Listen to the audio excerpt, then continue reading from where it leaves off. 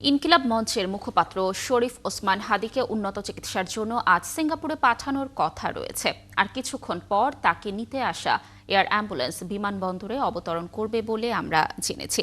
দর্শক, এই মুহূর্তে বিমানবন্দরে রয়েছেন আমাদের সহকর্মী নিবিড় সাহা। সেখানকার আরও খবর নিয়ে তিনি যুক্ত হচ্ছেন আমাদের সাথে।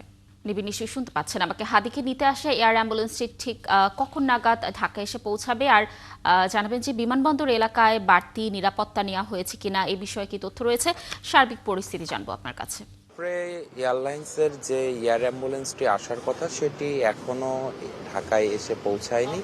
আমাদের কাছে যতটুকু তথ্য রয়েছে সেটি সকাল 10:30 নাগাদ ঢাকার হযরত শাহজালাল আন্তর্জাতিক বিমানবন্দরে পৌঁছাবে এবং এরপর সেটি দুপুর 1:30টায় ইনকিলাব মঞ্চের মুখপাত্র ওসমান হাদিকে নিয়ে সেটি সিঙ্গাপুরের উদ্দেশ্যে রওনা করবে, এমনটি তথ্য আমাদের কাছে রয়েছে এখন পর্যন্ত।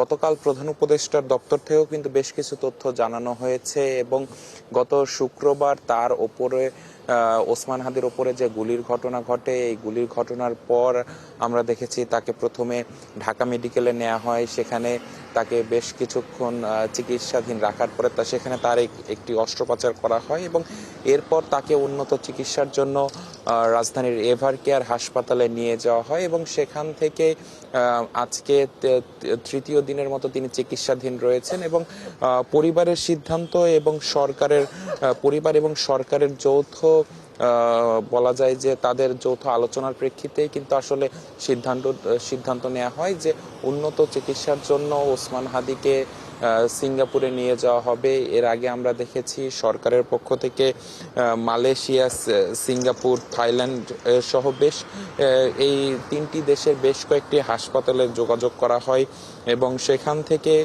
সিঙ্গাপুরের একটি হাসপাতালে তাকে নিয়ে যাওয়া হবে বলে গতকাল সিদ্ধান্ত হয় এবং গতকালই কিন্তু এই যে ওসপ্রে এয়ারলাইন্সের যে এয়ার অ্যাম্বুলেন্সটি আসার কথা রয়েছে সেটি আসলে ঠিকঠাক সেটি আসলে নির্ধারিত হয় এবং এরপর আমরা দেখছি যে আজকে যে প্রস্তুতি সে প্রস্তুতি আসলে নেওয়া হচ্ছে এবং আমরা যতটুকু তথ্য পেয়েছি যে এয়ারপোর্টের যে 8 নম্বর গেট রয়েছে সেই গেট দিয়ে আসলে ওসমান হাদিকে এভার কেয়ার থেকে এয়ার অ্যাম্বুলেন্সে করে নিয়ে এসে এই 8 নম্বর গেট দিয়ে সেই অ্যাম্বুলেন্সটি ভেতরে ঢুকবে এবং সেখান থেকে তাকে এয়ার অ্যাম্বুলেন্সে তোলা হবে। এরপর সেটি আসলে থাইল্যান্ডের উদ্দেশ্যে রওনা দেবে। তো সবকিছু মিলিয়ে এই ছিল আমার কাছে থাকে এখন পর্যন্ত সবশেষ খবর।